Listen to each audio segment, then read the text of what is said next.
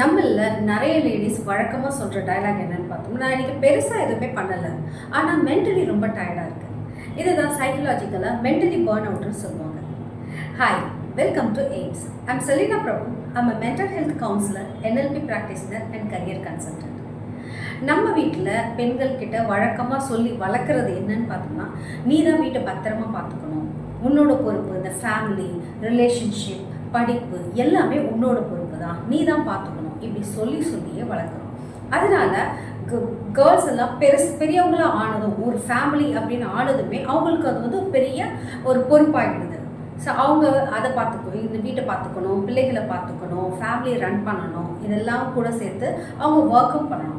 இப்படி அவங்க யோசிச்சுட்டு இருக்கிறதுனால அவங்க என்ன ஆகுனா மென்டலி ரொம்ப டயர்டாயிடுறாங்க.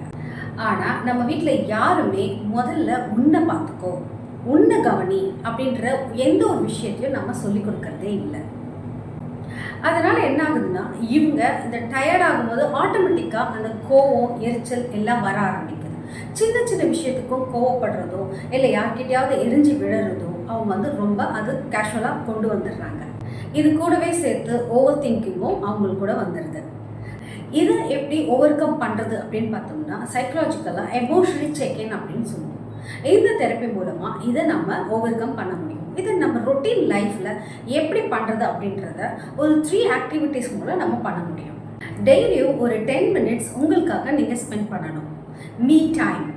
இதில் ஃபஸ்ட்டு ஒரு 3 கொஷின்ஸ் நீங்கள் கேட்கணும். என்னென்னா, நான் இன்னைக்கு சாட்டிஸ்ஃபையாக இருந்தேன்னா, நான் செஞ்ச வேலை முக்கியமா, அது ரொம்ப தேவையா, நான் என்ன கவனிச்சுக்கிட்டேன்னா. இந்த 3 கொஷினை நாம் கேட்கும்போதே ஃபஸ்ட்டு நாம் என்ன ஸ்டேட்டஸில் இருக்கோன்றதோ நமக்கு தெரியும். அது கூடவே சேர்த்து நமக்கு பிடிக்காத, நமக்கு விருப்பம் இல்லாத ஏதோ ஒரு விஷயத்தை நாம் செய்கிறதுக்கு நம்மளை நாம் ஃபோர்ஸ் பண்ணிக்கிட்டோம்னா, அது ஏன்னா நாம் எப்போவுமே எங்கேயுமே நோ சொல்கிறதே இல்லை. ஸோ இந்த மாதிரி ஃபோர்ஸ் பண்ணும்போதே ஆட்டோமேட்டிக்காக உங்களுக்கு இன்னும் உள்ளுக்குள்ளே கோவம், வெறுப்பு இதெல்லாம் சேர ஆரம்பிக்கும். So please learn to say no. ஒரு விஷயம் நல்லா புரிஞ்சுக்கோங்க, உங்களுக்கு பிரேக் வரும் அப்படின்றதெல்லாம் கிடையாது. ஸோ நீங்கள் தான் எப்போ பாஸ் கொடுக்கணும், எப்போ நிறுத்தணுன்றதை நீங்கள் தான் டிசைட் பண்ணணும். யாரோ ஒருத்தங்க உங்கள் ஒர்க்கில் உங்களுக்கு பிரேக் கொடுப்பாங்கன்னா கிடையவே கிடையாது.